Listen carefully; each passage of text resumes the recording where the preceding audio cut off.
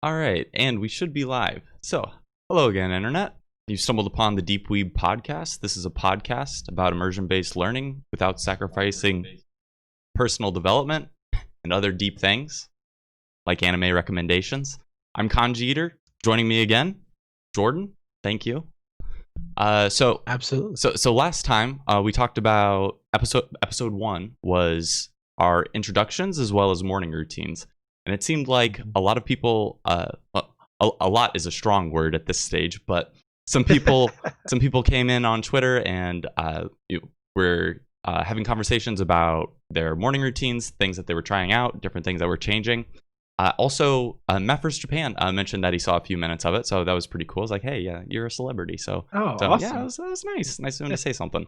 And yeah. So first off, just appreciate everybody, checking it out, having some things to add to the conversation. Please do share this on whatever platform you're finding it on. Other people such as yourself might benefit from it. And today is episode 2. So we'll be talking about exercise, the monolingual transition, and dictionary workflows, if we have time. I think last time we were right about an hour and 40 minutes. So right. Yeah. Maybe this time 3 topics probably isn't going to be shorter than 2, but we'll see. So might end up being a 2-parter. So to kick things off, though, we've got a bit of a new section we'd like to try out here, which is just kind of checking in. And so if you are in chat on Twitch right now, you can actually type something in and it will show on the screen. And so what we'd like to ask you guys is, well, what have you guys accomplished in the last 2 weeks towards your goal? So since the last podcast, what have you guys been up to? And it'll take about 40 seconds for that to actually show on screen and display and for us to be able to react to. So until then, we'll be having that same conversation as well. So Jordan, you mentioned you've been reading like The Promised Neverland, right? How's that been? Right. Yeah. So on Twitter, been talking about reading The Promised Neverland. It's going great. I was reading another and I just got bored. I don't know. I read the first volume. Yeah. I read the first volume and I was like, oh, okay, cool, I guess. And then I read a little bit of the second one. And then from there, I was like, all right, this isn't for me. And so then it was like, okay, I know I've read The Promised Neverland. I've watched the anime. Okay. And you like the anime? So yeah, I really like the anime. So I was like, okay, and I think I started watching it first. Mm-hmm. I knew the anime was coming out, so I stopped. And then after realizing the anime was only 12 episodes, I was like, okay, well, I'm going back to reading it. Yeah. So I jumped back in and I'm on volume 3 now. I'm like halfway through that. Nice. I'm just, chugging along. So that's definitely been good. My Anchor reviews have been a little off. Yeah, but. So actually on the topic of The Promised Neverland, that was also what I was gonna. So you had mentioned that was what you were gonna be switching to, and I was like, oh, that's funny because this between the last podcast and this one, I actually finished The Promised Neverland because I had been reading it since the anime came out. What was that? It was a while ago now, but about a year, right? So yeah. So I started watching it then, and then was like, dang, I got to catch up with this in the manga. So I think it's around 4.5 volumes, or maybe it's 5, but it's right around that area where that first arc is. And I would say that was definitely the best arc of the entire series. So not to say everything goes downhill from here, because it's still a good series, but that was definitely that was prime Yaksoku no Neverland. So let's see. And so that was also one that I had been interested in. I was like last night I almost started the anime, but then I was like, all right, let me check if I should read the manga first, if it's worth it. And people said that actually there's a light novel that makes a lot more sense than the anime. So I was like, well, I'll just hold off and see what Jordan thinks about the manga at least. But got boring, huh? Yeah. It was good. I was intrigued. It had like the mystery thing that I'm really into, but I don't know. It wasn't as compelling as I thought it would be. Yeah. And so I think The Promised Neverland is definitely like more compelling. I'm like on the edge of my seat, and so I'm just like, okay, let me just keep this going. So I kept reading it up until like about volume 16, I think. And then it was like, I think that's when I caught up with where the serialization was at. And then it was like, well, I'll just hold off. And then I kind of just lost track of it with other things. And then suddenly it was done. And I missed the memo on that, and then I was like, oh, Okay, well, might as well finish this one off. Yeah, yeah. I kind of got that when I found out, oh yeah, it's finished. I think it was like volume 20 and I was like, "Oh, that's shorter than I was thinking." But all right, I'll jump in. Why not? Yeah. So you mentioned your Anki reviews have kind of been building Yeah. up, or what's the situation there? State of the Anki. So I just haven't. So before I mentioned in the morning routine how I was doing it secondhand, and so it's just like I was getting up, reading, and then doing Anki. Yeah. But then sometimes like that would get away from me. The day would get away from me, and I had to Right. jump in and go to work. And so now I switched it back to doing the Anki reviews first. Right. Only because it's like I think with not considering new cards, I maybe am doing like less than 10 minutes. So I was like, okay, cool. Like that's around the sweet spot, like half hour max. And so yeah, but as time went on, I started, working out tweaking my morning schedule again. So I Mhm. tried waking up at 6.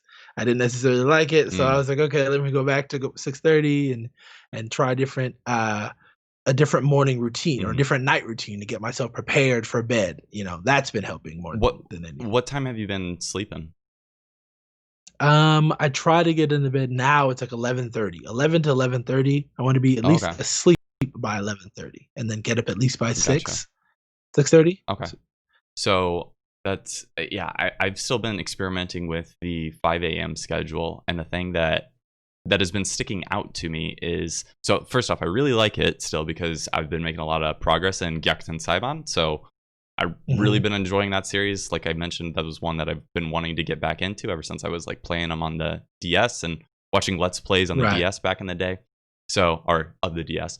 Uh, but the thing that I didn't expect is that when just shifting it that hour has done something to my sleep schedule, where despite Yeah. me being able to go to bed at still an hour before I was before, it's still let's see. I keep waking up at 4 a.m. and I don't know why. And I'm basically wide awake. It's like, this is an hour less than what I'm used to, but I am wide awake. And Mhm. whereas before it was like I was always getting like 8.5 hours of sleep. So it was like, oh, now all of a sudden I'm wide awake at 7.5. That seems weird for just shifting my schedule back like an hour. So I Yeah. don't know why it's now I'm waking up like 2 hours earlier than I was before, compared to my 6 a.m. one where now I'm at 5 a.m. and waking up at 4. So I don't know. I figure if it keeps going on, I might have to change something up again. But I'm hoping that if I just, Yeah. I'm hoping my body just needs time to adjust. We'll see. Yeah. Do you typically get 8 hours? Is that your sweet spot for sleeping? I pretty much was always going to bed at 9:30 and getting up at 6. So yeah, and Okay. like I mentioned last time, it's like if you go to bed early, or if you go to bed and then you wake up tired, I would always consciously say, okay, I need to move it. I need to go to bed earlier tonight.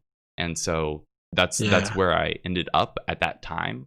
So I'm thinking maybe I need to experiment with that again. I don't know, but yeah, I Mhm. went from Mhm. something very consistent to something that it's interrupting my sleep schedule. So I haven't Right. noticed any negative impacts yet though, but it's kind of where that's at. Okay. Yeah. I'll also say since the last one, so I've been reading for like 4 months, right? Like consistently an hour a day of novels, and I will say just now, this week, I actually finally managed to like completely stay focused throughout the entire hour on the novel, which Okay. was a problem before because it was the monkey mind was just jumping all over the place. Yeah. And I'll Yeah. say it only happened twice this week, but twice is better than the 3 months previous. So we'll see. Yeah. Yeah. Okay. That's good. Yeah. Yeah. Keep that going. So let's see. I mean, so maybe it would also be good during this time to kind of talk about what needs improvement. So do you have Mhm. anything going on that you would be interested in improving with for before the next 2 weeks or podcasts that you've identified in this Hmm. week? I think more consistency with Anki, finishing my reviews and adding just 10 cards. I think I before I was doing 20. Hmm. Now I don't know, 10 seems more less time to spend in Anki, so I'm like, yeah, I'll go with 10. Really? So you've been doing 20 every day, or for a while? Yeah, I've been doing 20. Yeah, and so I'm not. It's becoming more of a chore. Which when that happens, if it's I'm not enjoying the process anymore, or I'm missing cards based on like me not wanting, like I just have like a visceral, just like I don't want to be here doing this, and so I'm starting to get that, and so I'm like, okay, I think I need to dial it down to 10 and become more picky with what I'm putting into Anki as well. Right. I mean, that's actually what I noticed as well for myself in the last 2 weeks. Something that I identified was that, yeah, there's a bit of joy missing as far as making the cards go. So reviewing them has been fine for me, and that's why, like, when you say 20, that means, I mean, in 1 week you'd have to have 140. Like I do mine at one time for the entire week. So it's like 140 cards, like that's an insane amount. Are you doing yours day by day, making like for the next day 20 cards, or how do you do it? So no. So I, like, let's say I'll do a reading session and it's like a half hour and I get like, let's say 30 words. I don't know, Sure. or that I just, looked up. I might add all those cards to Anki and then kind of just do 10 of those. But again, I'm getting to the point where I'm just looking up everything.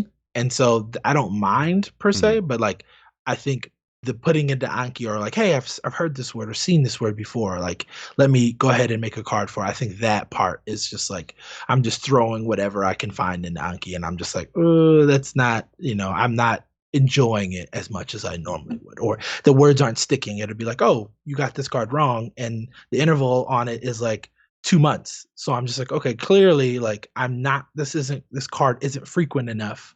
So I've either been suspending or sometimes deleting the card because I'm just like, I'm not, it's not helping. Right. That's interesting, because I still have that to some effect, like myself, with just adding whatever, and it's like, I'll probably never see this random plant foliage again that I found in Golden Kamui, but here I am for some reason, and it's on my list.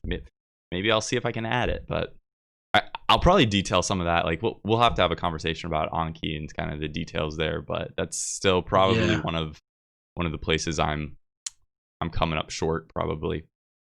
Yeah. So what about yourself? What do you want to improve in the next 2 weeks? So that's right. That's kind of where I was going, is that with making the cards, I'm gonna start trying out some new things, because I've been doing 2 sessions of making 35 cards a piece, and it's whatever words I found at the time. I'm just gonna try to find sentences that match that from my sentence bank, essentially. And the issue with it is making 35 cards at one time tends to be really time consuming for me, and it's just really draining, I've found. So it's become, because I want to do it all at once and just get it done and out of the way. It becomes one of my most distraction filled times, where I'm not just staying focused on the task at hand. Okay. The other thing that I've just kind of identified is that I'm despite so actually twofold. So something good that I started was I've started listening to 30 minutes of podcasts every night. So that's a new thing. So that was something that I identified in our last conversation. It's like, okay, well, what can I not do right now? What keeps me from fluency? And that's basically the last like hurdle, I feel like, is those purely spoken things that it's just harder to follow. So it's like, well, what am I actually doing to close that gap? It's like, well, nothing, because I'm not listening to podcasts. So that's now what I've decided to actively start pursuing. But in exchange for that, it's like, I'm not really playing any video games. And since that's something that drew me in, it's not something I really want to lose. Like I have a long backlog of games, as I'm sure most people that game do. Same. Right? Yeah. Oh yeah. So it's like, well, I don't really want to sacrifice that piece, but out of what I'm doing and what my focus is right now, that seems like the most appropriate thing to sacrifice. So we'll see. I'm actively trying to switch up my schedule to allow for that time, but we'll see. Okay. What podcasts are you listening to? Bakshou Mondai. So that Mondai. is a comedy podcast. It's pretty big, and it was actually the first one that somebody recommended to me ages ago. I would listen to it for background immersion, and it was extremely goofy. So it's pretty difficult, but I've been enjoying it somewhat. But I'm actually really interested in other podcast recommendations. I think I remember you telling me about this. Yeah, I did mention it. Yeah, I don't know if it was here or just one of our other offline chats, it was but I do remember. Yeah.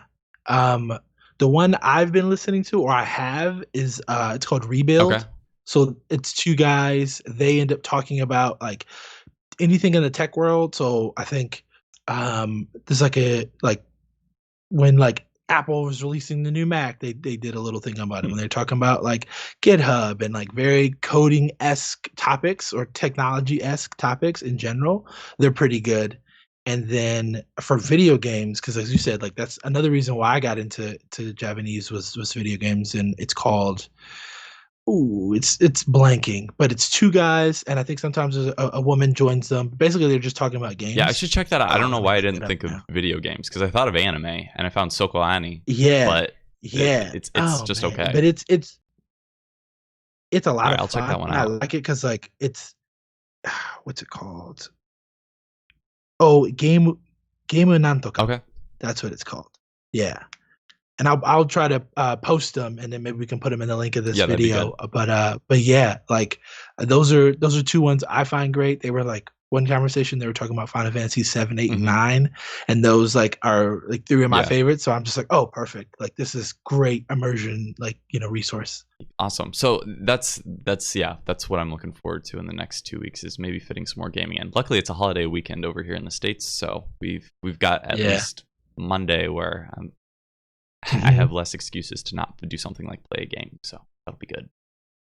So jumping into the actual topic, we'll go ahead and switch back to the normal chat now. So exercise, that's the topic today, and the reason is because, again, doing some thinking around what has been the most impactful thing as far as getting better at learning Japanese besides immersing with native content. And so one of the first things was what we talked about last week, just having a schedule that I could stick to, so that I'm not doing things based on emotions. I'm doing things based on a schedule. It's like, okay, like whether I feel like it or not, this is what my schedule is. I'll just stick to it. And then, like you mentioned, if it's not working, you switch it up, right? And so this time it's exercise. And I think this will be a reoccurring theme as far as topics for this podcast, is that KanjiEater thinks, hey, this thing is not as useful as doing Japanese. KanjiEater turns around and says, nope, was way wrong on that. Like, this is actually critical. Yeah. So that's really how my relationship has been with exercise. Like I wasn't a big fan of it for the last 4 years. Just so before I started exercising 2 years ago, or 1.5-ish ago, wasn't really doing anything for like 4 years or so. Just was, getting up, going to work, coming home, eating potato chips and watching TV, right?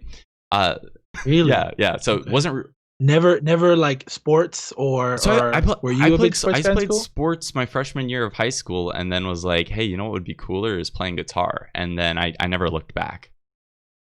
Okay. So what about yourself? What's your relationship with exercise been? So it's been on and off. I played sports at a young age. So I was a wrestling, and then so I was a lifeguard, and so I was on the swim team. Yeah. And so I did football for a little bit too, which I didn't like at all. It was just like my dad was like, "Yeah, you're gonna play football." Yeah. So I played football. That's why I played soccer and basketball my freshman years. My parents were like, hey, you're gonna need to make friends, so there you go. Yes. And then rugby was probably my favorite sport of all time that I played. That and swimming were like, those were my favorite, because I think I got to choose those. And so, but with exercise, I was always trying to work out, whether it be in the gym or just on my own, for getting better at swimming or just getting better in general, to make I feel like the better and faster I was, the easier my job was as a lifeguard. Yeah. That's the way it worked in my mind. And so I was like, oh, okay, cool. Like, yeah, I'll do this, because that means I can go to work and like not actually have to work. Just kind of like be, you know, so yeah, it's been on and off. Now that we're at home and with the pandemic here and there, I haven't been exercising as much. Going on walks for sure, definitely, but not like lifting like I want to. Oh, so you've done some lifting as well? Yeah, I typically do lifting. Okay, I probably have quite a few things I can learn from you then, because we'll get to it. But I that's one of the things that I still have is like missing is any sort of strength training. So I'm still just a scrawny dude that needs to start building up some muscle mass. So what sort of things have you noticed as far as like impact, like versus days when you do exercise versus don't? Have you picked up on things like better sleep, for instance, is one? I know people say that all the time. It's hit or miss with me as far as sleep. I feel like if I'm not setting myself up for success for sleep, then typically it's like, okay, like that's your fault. Like, okay, you didn't eat before going to bed, or you didn't wind down. You just kind of jumped in bed and tried to, pass out. And so, and sometimes working out was with that. If I'm really tired from lifting, like I'll automatically sleep. But I think I've noticed a more attentiveness when I am exercising, when I am working out, just like in my day-to-day tasks. So at work or even with Japanese, it's like a system is being like, it's easier for me to like pay more attention or just stay focused when I'm exercising and eating well. Typically it's. Yeah. So, I mean, that's the one I always heard too, is better sleep. And I feel like it is the case with me, because I know we mentioned before, but like I tend to go to bed pretty early. And you were asking, like how do you go to bed so early? It's like, well, I think one of those things is pushing myself like early in the morning, and then at some point you're just like, oh yeah, sleep feels better. And I notice if I don't, like my legs actually hurt, which is a weird thing, but might need to go to a doctor. But that's the situation right now. So, and then the other thing that I hear people toss around a lot is better mood. And I had this conversation with my wife actually, and because she's the one who got me into exercise, is like, hey, like, do you feel like you're more leveled out through the day? And she was like, no, I don't see anything like that. But one of the things that so I read the book Spark, which is the revolutionary science of exercise in the brain. Quite a long subtitle, but the book is Spark. And it talks about things like brain health and the relationship between exercise and your brain. And that was one of the things that stuck out actually in that book, is that like women have different hormones than men. And it turns out based in the cases that they present in that book, that just by exercising, you kind of level yourself out on a day-to-day basis. So to me, it's like, well, I'm really glad that my wife exercises, because like she will, like hormonally, like she will be more evened out. And then it's like, well, that's not just a woman thing either. Like guys have hormones too. So it's like, oh, so just by me also exercising, it's like I'm giving something to her as well, which is I'm probably going to be more rational. So that's something that like, again, it's not something that you maybe cognitively recognize. Like I know my wife doesn't, and I don't really, I feel like I'm more evened out, but I don't know. It's a subjective thing, right? Yeah, I will agree. Now that you said that like, I feel like it does. I do get evened out when I'm like, I've had a rough day and I'm just like, okay, I don't really want to talk to anyone. I'm gonna put my, anime music on and like go lift. And like I'm like, and I just get in the zone. And then afterwards I'm like, oh, all right. The thing that pissed me off earlier, okay, it doesn't matter. Like I'm okay. Like I think I would have to agree. I maybe do feel that. I just hadn't noticed. Sure. It's been a while since like being in the gym, but the other thing that they mentioned in this book, well, they mentioned quite a few that are pretty interesting, but one of them is that it helps with anxiety, which is I feel like almost everybody has this to some extent, but it's definitely a spectrum, right? Yeah. Some people have it much worse than other people. I definitely, like, especially with public speaking, these sorts of things, like this is pushing me in a different way. So it's like today I was like, oh, monkey mind running through a lot of thoughts in the head. It's like, oh, better work out. So just by doing that, it also helped me like just even out. And afterwards it was like, oh, well, the monkey mind has been exhausted apparently because it's not running as much as it was. Yeah. So Yeah. that's one of those things too, is like better focus. Like, have you noticed anything with that? Yes. Yeah, I do. You mentioned anxiety. So yeah, it is something I was like, so I've been going to therapy probably for the last year. Really? And that was one of the things me and my therapist talked about. She was like, yeah, like you have anxiety. And so I was like, yeah, I kind of figured that. And over the years, you kind of think about it. And so like, it's official now, but definitely when I'm working out, there's just less of that. I'm not too focused on that. It's just more of like, okay, I'm focused on whatever the task is at hand. So I definitely believe that like it helps kind of reduce that. It helps like, or just going even like, you don't have to like, go lift a million pounds. It's like even like walking in nature, like without headphones. Like I'm like, okay, I'm something is bothering me, or I can't seem to get this bug fixed, and it's just like, okay, I go walk for 10-20 minutes, right? And it's just like, okay, like, oh cool, that's a cool. Or you see people playing or kids talking or whatever, and so it's just like observing everything around me. Like I'm like, oh wow, this is good. So it definitely that's funny focus. That you mentioned like fixing bugs, because as somebody else who's spent quite a few hours programming, it's like that's those times when you're away from the computer turn out to be almost as important and give you as many breakthroughs as the time you're just spent straight focusing for hour upon hour on the Absolutely. code. Yeah. So one other thing that this book mentioned was ADHD, which I feel like is another thing that, at a certain point, you not being able to focus gets diagnosed as a condition, and I'm sure there are other nuances to it, but everybody has to some extent this an ability to focus, and it feels like it's almost cliche for people to say, oh, I have ADHD, because it's like, oh, you and everybody else, because it's like you sit down, you try to read a book, and you can't because your brain's going and doing 100 other things. So again, it's another spectrum where it's like, some people do probably suffer with this like a lot more, but that was something that they mentioned in the book, Spark, that like just by exercising on like a daily basis, getting a set routine, like, again, that's just going to even you out and help you boost your brain, which is kind of funny, because it's like I had this conversation with somebody else and they were like, oh really, like it turns out that exercise and your brain are related somehow. Like, how many scientists did it take to figure that out?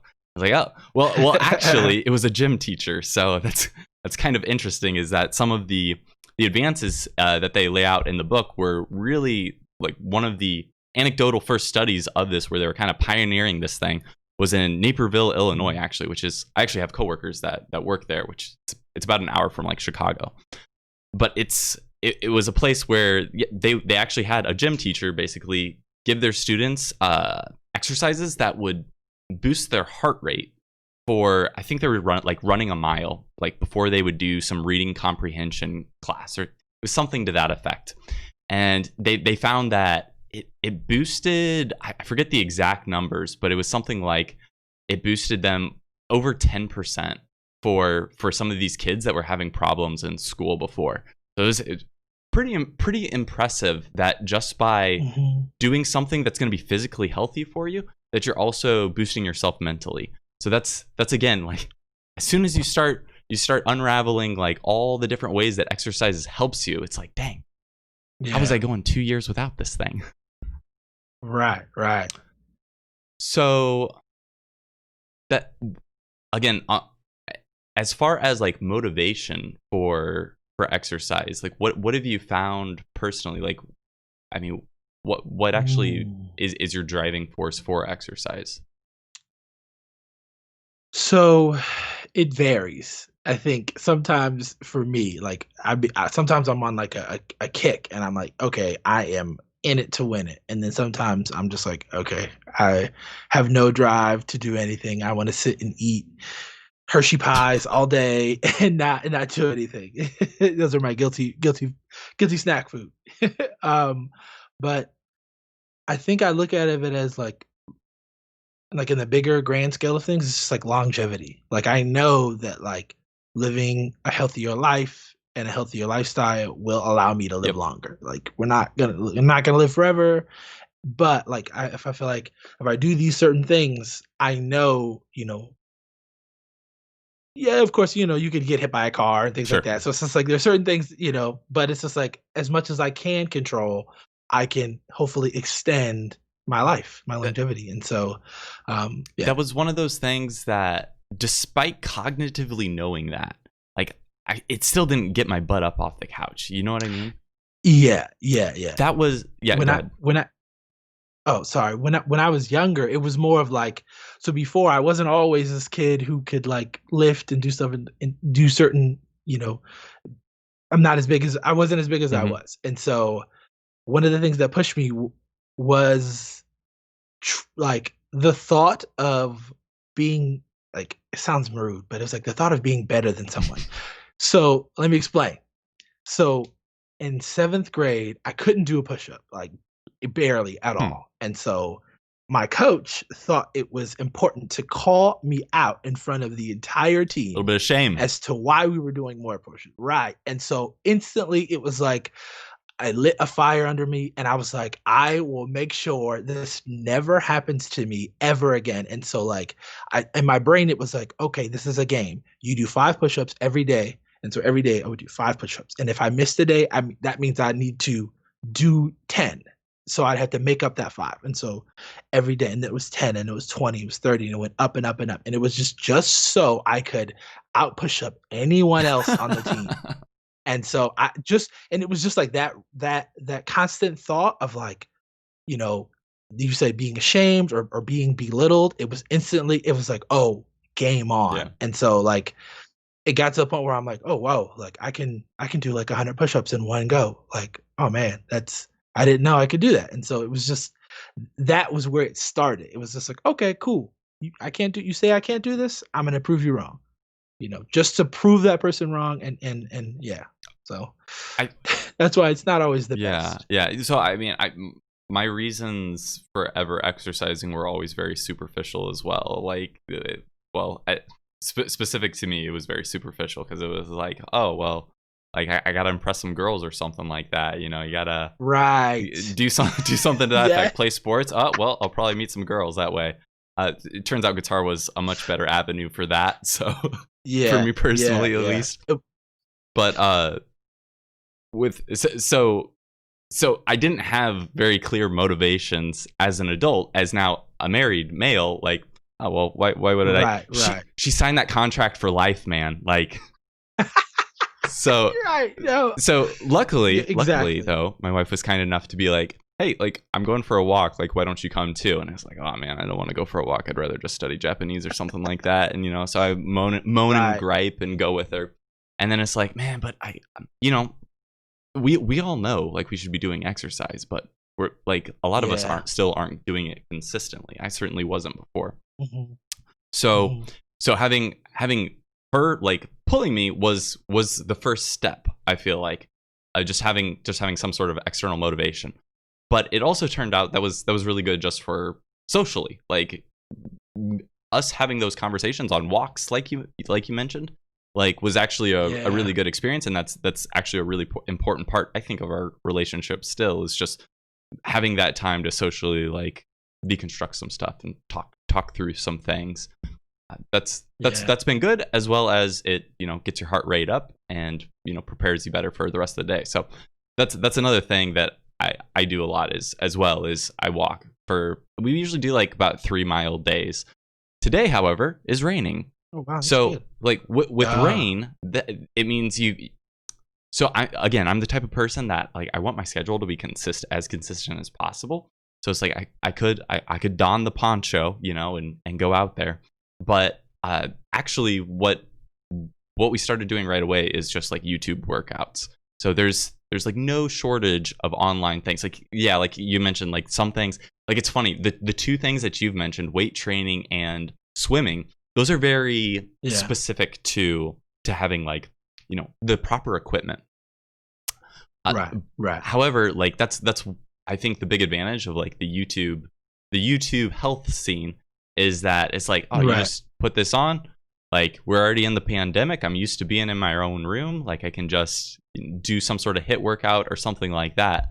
And I found that doing that has been super useful. One, for just my health, but also I've been getting through a lot of One Piece, man. So that's my So to anybody who's trying to start out, that's definitely what I would recommend, is just like, you know, put it on YouTube. There's super low barrier to entry, and like I can post some workouts that I do regularly, and then like I always have something like anime going in the background and get at least some passive immersion going on.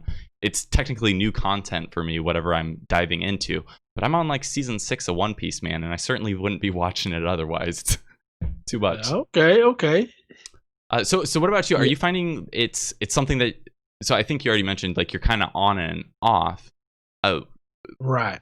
Do you have any motivation then to like make it more consistent? Is that something you want to try out? Like, what do you think could change that for you?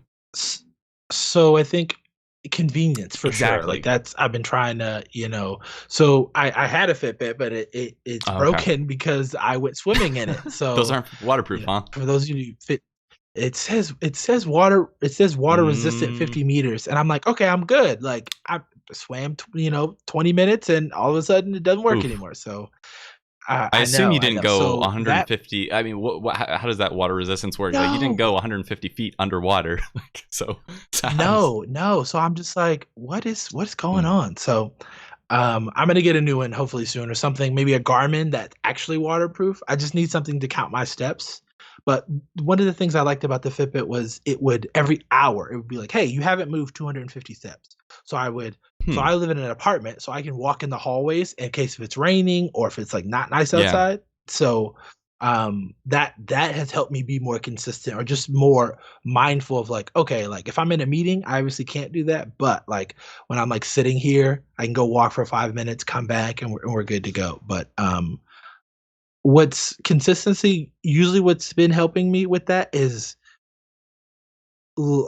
doing it in small bursts. So 5 minutes, 2 minutes, a minute of just, okay, I'm going to walk outside for 5 minutes, which is enough to like, I can circle the entire apartment and make it back to my inside in 5 minutes. So that's a perfect time for me. So I break it up into chunks. So then by the time I actually go for like a longer walk, I try to get to 10,000 steps a day. It's like, I've already got like 6,000 because I've been walking like almost every hour. So the little things like that kind of help me, keep moving. And I think another thing is just like how I like me thinking back to when I was younger and how I was like more active, like, doing more things. Like I want to get back to that point, and that's the big drive, because it's like, man, I was able to like swim and lift and do this, that, and the third, but it was like, even when I was running, I was like constantly. So it's like the thought of like getting back to that,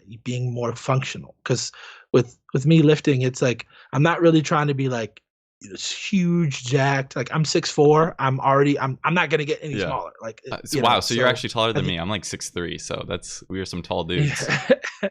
Yeah. So it's more of just like, okay, I want to be functional with my body. I want to be able to move my weight around comfortably, and then it's good. So, but yeah, back in the day, it was more of like you said, if I would just break up with someone, and then instantly the next day I'm in the gym, I'm hitting it as hard as I can. Yeah. I'm doing as many push-ups. I'm like going over the top, like 100%. And then like, my girlfriend now, it's just like, oh, we've been dating over a year, and I'm like, oof, okay, I haven't gone to the gym at all. Like, and I'm just like, and she's fine with it. And so, but like you said, she started like, hey, I'm going on a walk. Like after we eat, like she's like, let's go on a walk. Knowing me, I'm like, oh, I'm tired. I don't really feel like walking. But like after doing it, I always feel better. That's another thing. Definitely. Just like after doing it, I'm like, okay, I feel good. I don't know that I've ever regretted exercising. That's an interesting thing. I've regretted not exercising, but I've never regretted exercising. No, exactly. Yeah. So that's my motivation, just to kind of get back to where I was, or get to a higher level and just become more functional with my body, my strength, and whatnot. Yeah. For me, it's it's definitely been, it still comes back to like the walks are definitely like a social thing with my wife.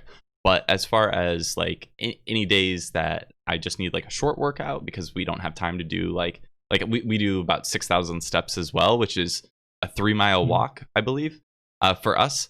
And so that usually gets us, you know, to that goal. And that's always kind of been like, there needs to be at least some goal for me to consider it to be a workout. So that's actually the other thing is that I've actually just started experimenting with is actually trying to measure what my heart rate is, because I don't have a Fitbit or something like that.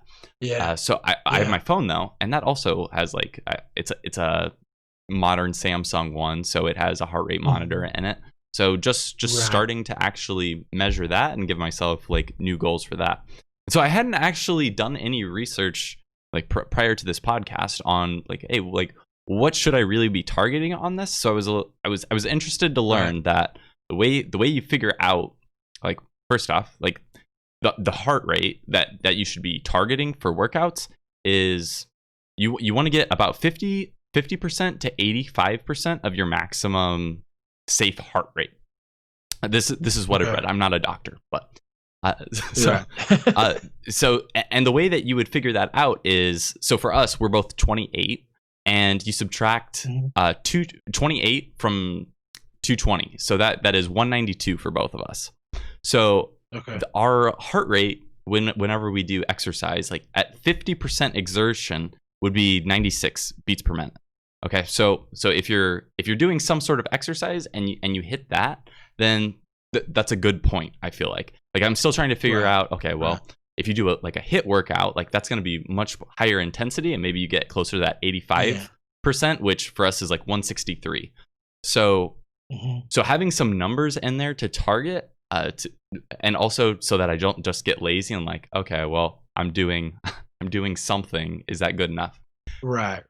So that's been a new piece of motivation. But I guess it would also be really useful just to talk about like how to start, because I like we mentioned, we're kind of talking about motivation. My motivation is still Japanese. So like trying to figure out how I can learn more things, which this is actually another really interesting fact that I uncovered, and this is probably the most motivating fact I have for exercising right now, which is that by exercising, your brain creates more pathways in it. You literally get smarter, basically, because there's BDNF, which brain derived neurotropic factor. That's the thing that is going to build more connections inside of your brain. And by exercising, it stimulates this. It's going to create more of that. And like I mentioned with the study in Naperville, they also did one. I think it was in Germany. I'm not quite sure. But the outcome of it was that if you do some sort of high intensity workout prior to learning, that there was actually 20% faster vocab learning from exercising. So it's like, oh dang, like you're telling me that when all the 4 years I spent learning Japanese, that I wasn't doing any exercise, I was only working at like I was missing out on 20% of my potential. Like that's a pretty big deal. Yeah. So with that in mind, it's like, okay, well, I don't have any excuse not to work out anymore. Like that was my excuse is, oh, well, I want to get better at Japanese. Well, if you want to get better at Japanese, you better start working out.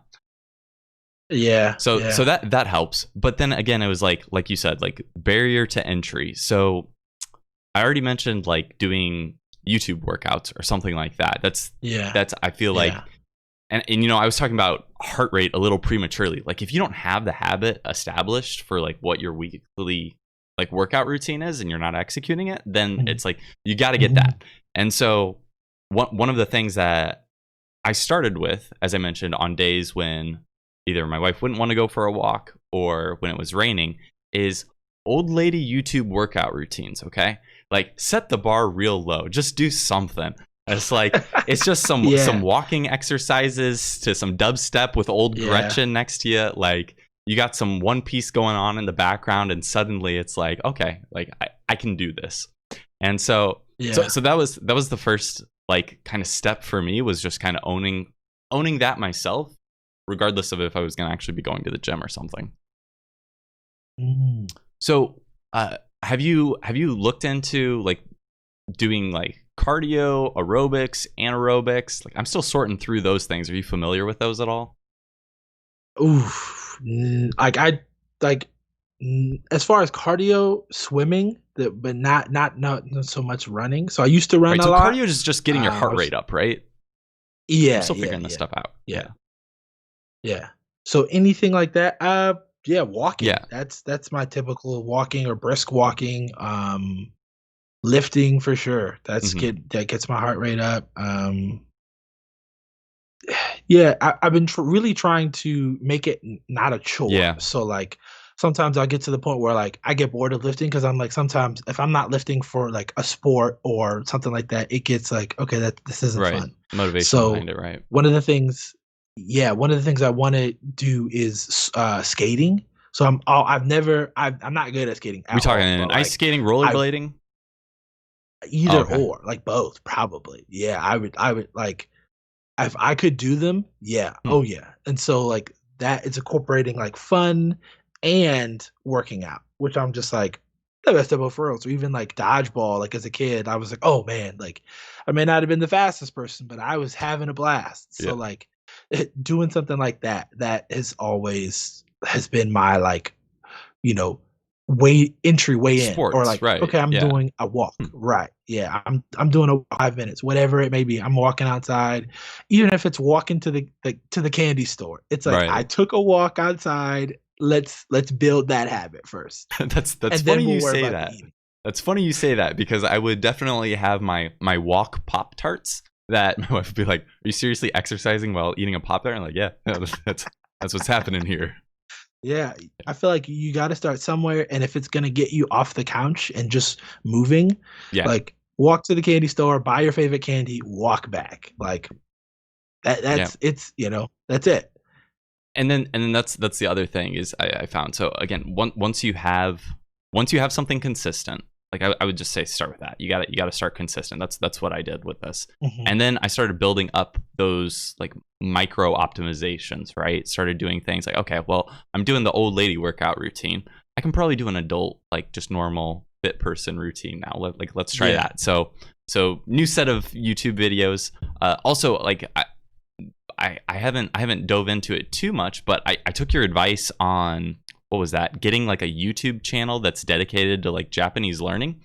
But my barrier for that was always switching accounts. So what I've started doing is I just have Chrome Canary, and that one's just logged in only to my Japanese one. I don't have to worry about leaving my Japanese account logged in and then watching a video on another account and like, throwing off the YouTube algorithm. So it's like, okay, when I have this browser open, this is now my dedicated Japanese one. So I've been getting some good recommendations by doing that, like for like exercise stuff.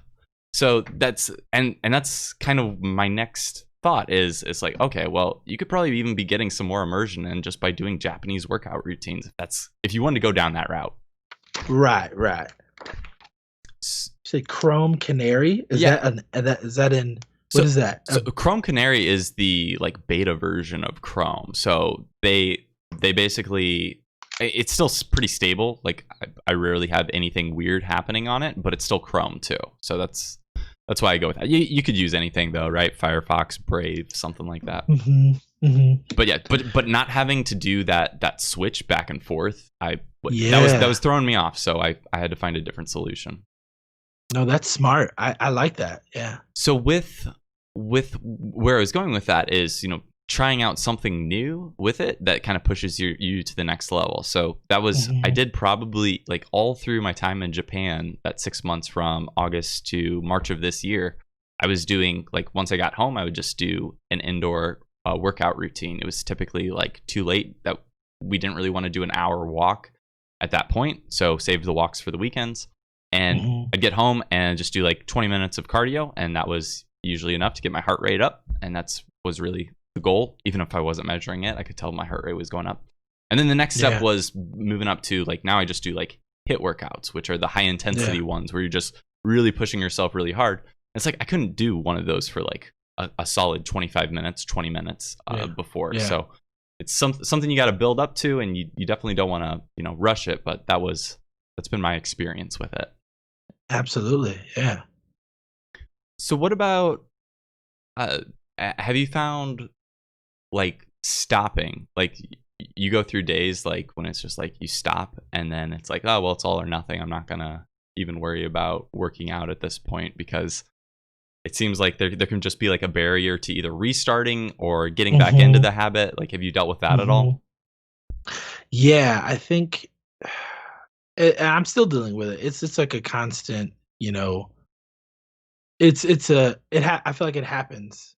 And so I try to adjust or try to keep my goal in mind. Like, what's the Right. point? I think when I try to, like, okay, why am I working out? Okay, you wanna get healthier, you wanna move better, you wanna, you know, feel lighter, Right. And so that's what I want to keep, I want to be, so I have 8-year-old nephews, and like playing with them and running around with them, it's just like, okay, I want to be able to, I can keep up with them now, but as they get older and faster, it's just like it's Mhm. only going to be harder. So it's Right. like trying to remember, like, okay, I'm doing this to, stay in shape again, extending my life, extending, or not feeling as bad. Like when I Yeah. wake up and I feel like I haven't been working out, I'm like, you don't feel as good as you could. Like, when you're eating well, you're working out, you feel optimal. It's like, oh man, that feels great. And then when you don't, it's like, oof, Yep. okay, I don't, And so that feeling. it's funny. I think you were kind of touching on that there. That like the old people that don't work out, it shows. Like, and the old people Yeah. that do, it's like, oh, their brain's still there. Like they're still. Yeah. Imagine how many Yeah. more times you can play through Final Fantasy with that extra 5 years at the end of your life. Exactly. I'll be retired. It's like, Yeah, ugh, exactly. Got to bring it time back show to the my people. grandkids. Yeah. It's just- I don't think anybody ever told me that in PE class, that I could play, all the Tales Right. of games probably a couple more times if I just had a couple more years at the end of my life. It was always like, Yeah. if I die old, like, what's the difference between 60 and 65? Well, 5 years. Yeah, it's a lot. Yeah. It's a lot. Hopefully I'll be retired and, Yeah, doing what I want by that time. hopefully. So, as far as, let's see, like heart. So have you started? Do you track how often you're exercising? Or A little. So track it if I'm like doing a certain workout, yeah, or like let's say like, oh, like I'm doing like 10 sets of like 25. It's like, okay, the next time I might be 10 sets of like 30. And so like I might like write down what my workout is, but as far as like my heart rate, how fast it was, things like that, Yeah. typically no, Right. because it's more I barrier. know, That's one thing. yeah, but I know how I'll get real competitive. I'll get real like, yo, okay, I gotta be kicking it in a high gear, like hyperbolic time chamber, like I need to be training, like, and so like I know it becomes too much to manage. And then when I'm just like, you didn't like, how everyone, you have a bad week and it's just like your week wasn't as good as last week, man. What are Yeah. you doing? And so it's like that constant, reminder will hinder me. So like I might not necessarily track my heart rate, but like my Fitbit was like, oh hey, like you worked out for this long. I try to go for like time periods. So it's like, all right, I worked out for 20 minutes. Okay, I ran, this long. Okay, I swam for 50 laps or something like that. So it's like, okay, cool. Like that's more of a thing I can hit more than like you didn't burn as much as last week. It's like, okay, my body could be out of whack. I could be eating poorly. Like there could be a multitude of things. So it's like, I try to hit a number, Yeah. more than, yeah. How about you? Tracking? I'm assuming yes. So at first, before I had the habit established, I was just tracking, all right, did I exercise today or not? And make sure that I did that every day. I felt like, again, like, incorporating habits into your life is just going to make everything a lot simpler. So tracking that is how I know, like, if you just look back and you're not actually tracking it, like I use an app just to give it a tick and say, yep, I did this thing today. So I think it's called like Habit Bull on Android. That's the one that I use, but there's plenty of them, right? So just by having something like that, it helps you consistently execute, whereas otherwise you might be like, oh yeah, I think I worked out enough this week. Like if you just look back but you don't actually have the numbers, the raw data to actually look at for it, and it's like, okay, if my bar isn't 7 days of yes, then I'm not actually probably executing it to my full potential. especially considering what's at stake here, which is a lot of potential that you have. Yeah. Right? Yeah. So yes, so I was, but then habits, right? Like it depends on the habit, what it is, how long it's going to take to be established. I was talking about this on, I think like there's like an AJAT Discord that I was having this conversation with somebody with, where it's like 66 days is the average that it will take you to actually build a habit consistently. But it can be even, I think it was like as much as 254 or something like that. So it depends on what the habit is, but you probably, like, until you have that, I was tracking it. Then once I got that, now it's like, okay, well, I'm not actually, I need to figure out how to optimize it. And that's why this week today I've started actually tracking like heart rate. Because I was like, okay, well, I probably need to start tracking this and start to figure out, okay, are my workouts actually intense enough that it's giving me the benefits that my potential should be, right? Right. So that's kind of where I'm at with it. The other thing is, like, do you notice anything missing from your workouts? So we kind of already talked on this, but it's like, all right, I don't really know much about strength training, but that's probably an avenue that I should go down, because like I mentioned in that Spark book, it was like, it helps with like bone density and aging and all those other sorts of things. It's like, well, I was just going to do cardio and I was going to be satisfied with that. Now I got to shake it up. Yeah. But it's like, once you have the consistency, that was another thing I read, that consistency trumps intensity. So it's like, yes, like just now that I have something consistent, now I'm at a point where it's like, well, I should probably figure out what day I should be doing what sort of thing. So there might be some follow-up conversations worth having there once I figure that out. What about yourself, though? Yeah. So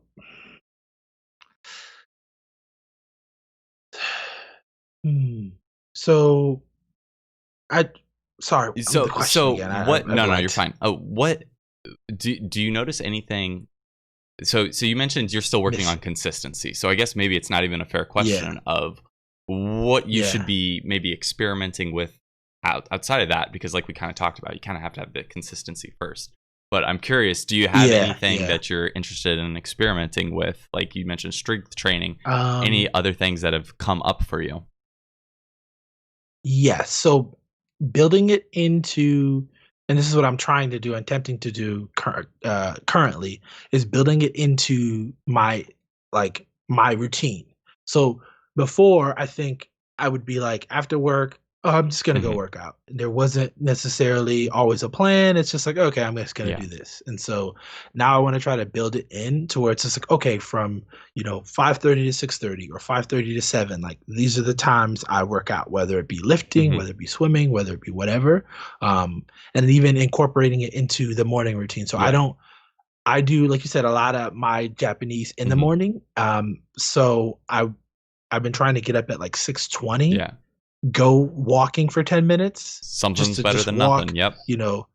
Right. And just build that habit. And then I go read, like a half hour after that. And so like that has helped. I think doing it in the morning, just something, drink water in the morning. I do 10 push-ups, 10 sit-ups, 10 squats, and then walk for 10 minutes. And then that's it. And so it's just like, as far as like my morning workout, so it's just something, like you said, I think that's what's missing. I'm just like, oh yeah, I should do this, but it's just like, well, have you set aside the time for it? Have you planned it in?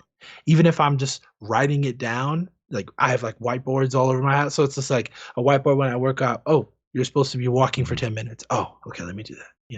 Or like you said, tracking it, like doing the habit bowl, like trying to find an app or like, did you do all the things that you did? So it's just like building it into the system that I currently have for Japanese and anything else. It's like, I haven't done that. And I feel like once I have, it'll be more real. And so then I'll like treat it as such, which means being more consistent, making sure I'm doing it, tracking how fast it's getting done, how to improve. That was you're actually, that's an interesting thing, is that's something that I want to experiment with that my current schedule hasn't really allowed for me to experiment with quite yet, is working out before you do the actual Japanese thing.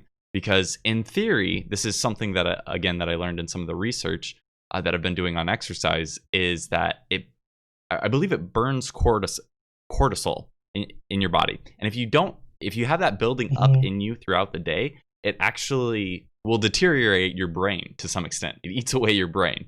So by burning cortisol early in your day, like doing morning workouts, it's in theory, and I believe this is what things like the Naperville study, as well as like the vocab learning thing that was, I believe, a German study, if I'm correct, that those were like done prior to learning, and that's where they got a lot of the big effects. So technically, I'm working out after I do stuff like Anki, when in theory it would be nice if I was doing that beforehand, because you might get even more boost, more focus, that sort of thing. Yeah.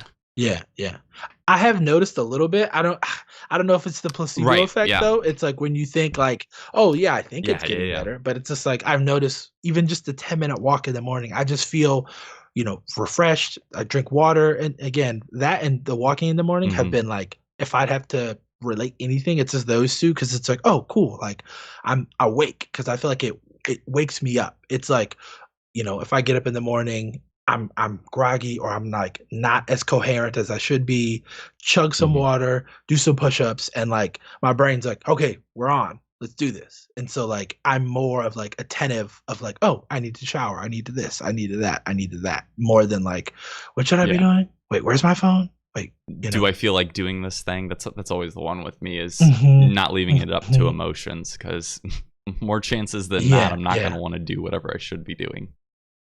And that's actually another thing our brain helps with is dopamine. So are you familiar with dopamine? What its role in the brain is motivation. It's like the feel good. It gives you a good feeling. That way you can do the things that you need to do. In fact, if you don't have dopamine, then I think they did this experiment on, I don't know, lab rats, and like if they didn't have dopamine, they just wouldn't even eat. Like they just starve themselves to death, because they're like, well, I'm not going to get a dopamine hit out of this. Like, why would I? So with that in mind, like dopamine is the motivator for things, and it helps level out. It actually increases your dopamine receptors in your brain by exercising. So it makes you more able to do the things that you should be doing. So that's another benefit, that it's just like, dang, the cards are really stacked in exercise's favor. Yeah. So there was another point I had there, but I'm definitely losing my train of thought on it.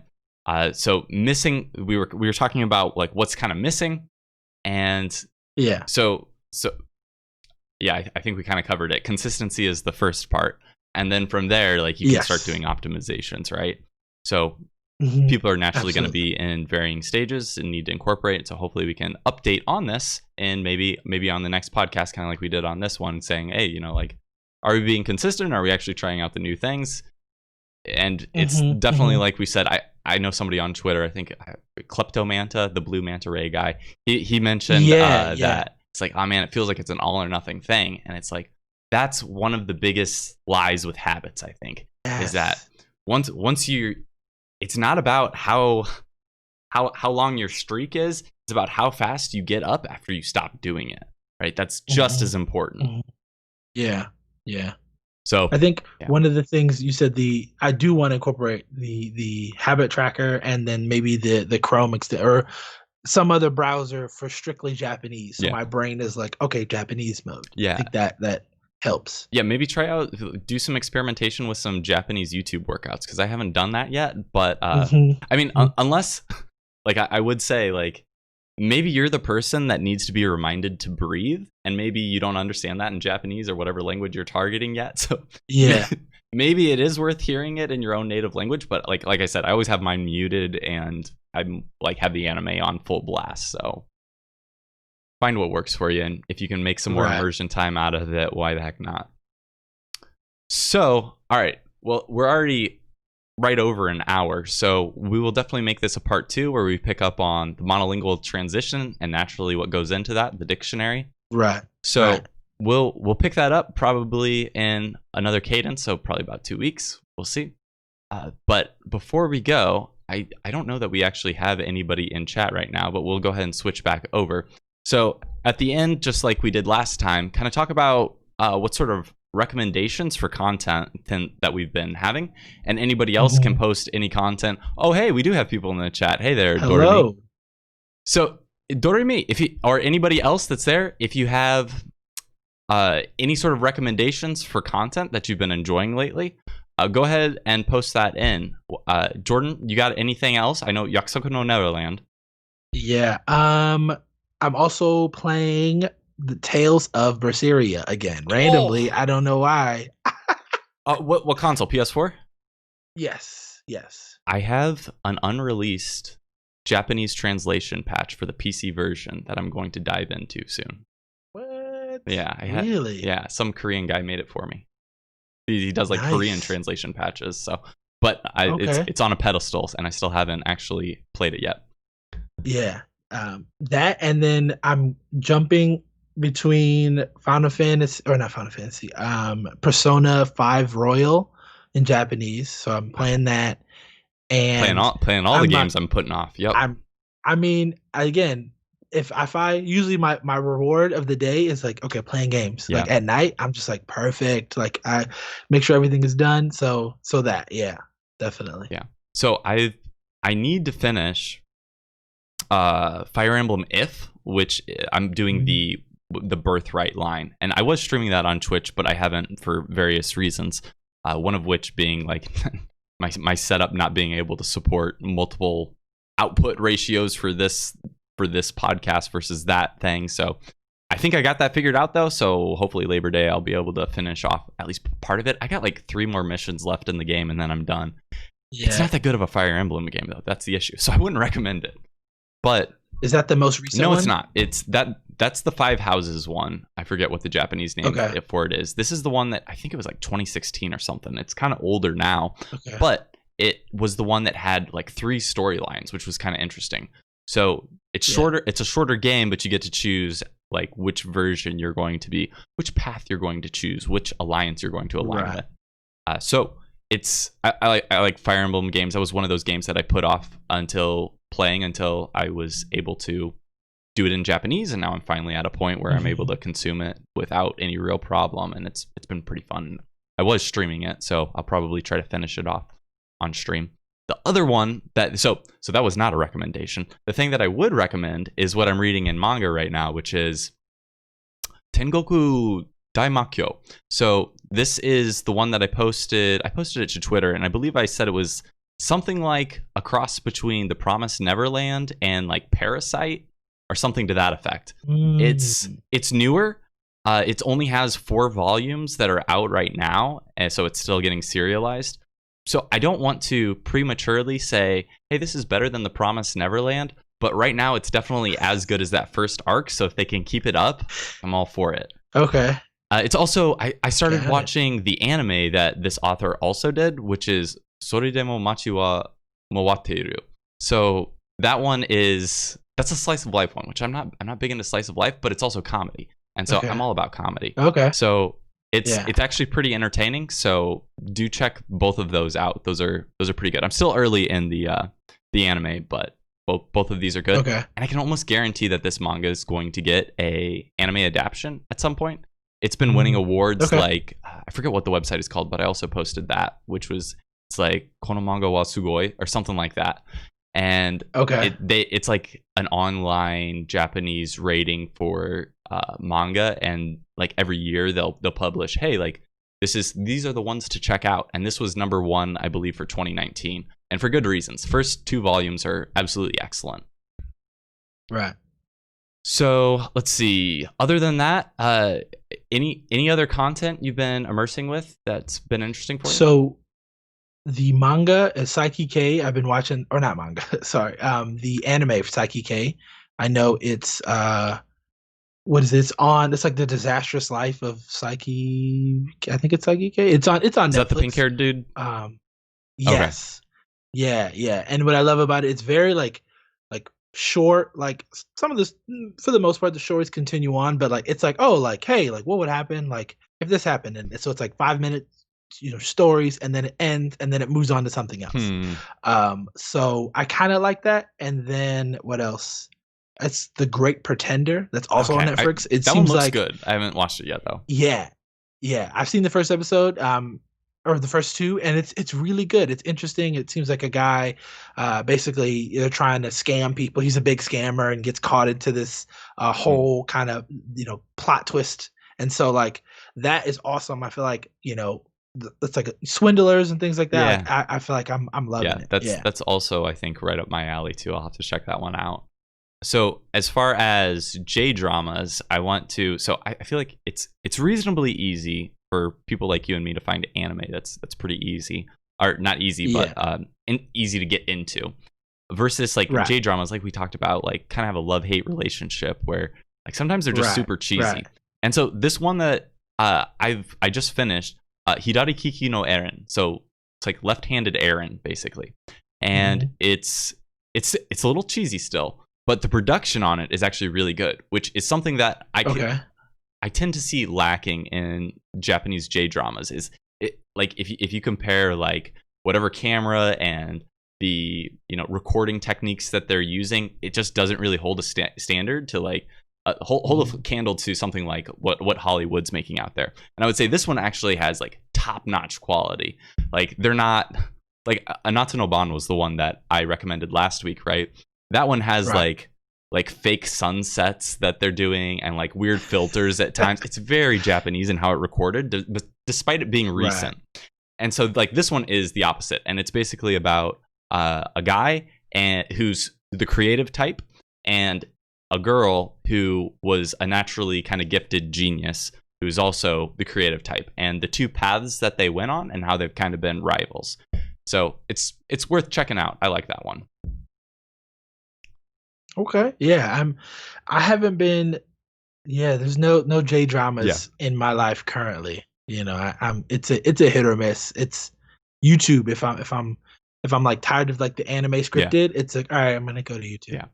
All right. So we have quite a few things to post in show notes. It sounds like for different content that we've come up with. I definitely want to get some of those podcasts from you because I'm still experimenting on that. If Chad has nothing else to say, though, we'll go ahead and call the episode here, and we'll probably jump into those two topics in part 2. All right. So thanks, guys. Have a good one. Also, you know what? Actually, just before I do close out, one other thing. Like, if you guys need anything from us, like, don't hesitate to let us know. We're interested in how we can improve this. What sort of things you guys are interested in? Like, please do give it a share. And also, just to plug for you, Jordan. Like, where can people find you on the internet right now? So found me on Twitter at BeaterSSJ. So that's me. I think I'm the same, or Jordan's Journey on YouTube, and then that's pretty much it. And you got a new YouTube video coming out here pretty soon, so people should get hyped for that. Yeah, right? yeah. So I do have a new YouTube video coming out soon, hopefully this week. It's just more talking about where to find manga and where to like how to find like good legal sources for manga. Yeah. And very cool. Very cool. So I am KanjiEater everywhere. I'll probably do some streaming here pretty soon. I'll be posting this to YouTube, and then I'll also be posting it to Castbox if you guys just want to use this purely as a podcast. So those are the places. If there's someplace else we should be posting this to, let me know though. But with that being said, happy Deep Weeb episode 2, and we'll see you guys for the next one. Take it easy.